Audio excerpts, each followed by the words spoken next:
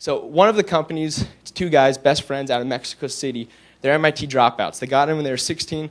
They dropped out when they were 17. And so I'm interviewing them on the phone. I was like, you guys had a full ride to MIT. How could you drop out? And they said that, in their words, the velocity of doing wasn't fast enough. I was like, okay. And so they go back to Mexico City, and they devote themselves towards curing blindness. They have 4 design constraints. The first one is that somebody with no eyeballs needs to be able to see. The second one is that the solution has to be non-invasive, non-surgical. The third design constraint is that it has to be affordable to the average person. The fourth is that you have to be able to see in 2 dimensions as well as 3 dimensions. So you need to be able to read. This to me seemed impossible, but 11 years after setting out on this course, 8 medical trials, they've created it. More or less, this is a pair of glasses with a camera on the front of it.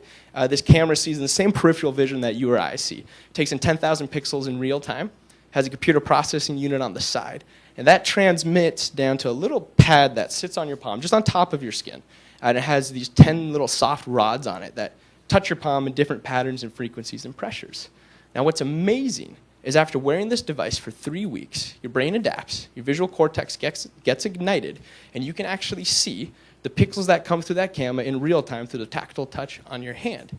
The reason this works is, if you think about it, bats do this in a different way. They see, they're blind, but they see through sonar. So our brain has the ability to actually see through other senses.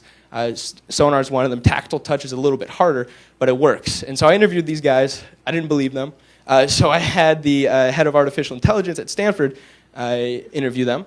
And I got a phone call, and he said, yeah, I think this is real. And he sent me a video from one of their medical trials. And it's this old lady. She has no eyeballs. This is a terrible birth defect. It's really tragic. She's about 70. And she's in front of a camera, and she has a testimonial. And she says, no eyeballs. She says, I walk up to my house, now I can see the whole thing. Walk up to the front door, see the doorknob, reach out. I open the door. I look across my living room into the kitchen. There's a kitchen table. There's a book on the table. Walk across the living room, sit down at the table. I open the book, and I read it. Now, mind you, no eyeballs, in her 70s, no training. Her brain, it's plastic enough, just like ours, to naturally adapt. So that is one of the companies. They have potentially $1 billion technology. There's a lot of applications for this. Much more importantly, these guys, if we can go global, they're Nobel laureates.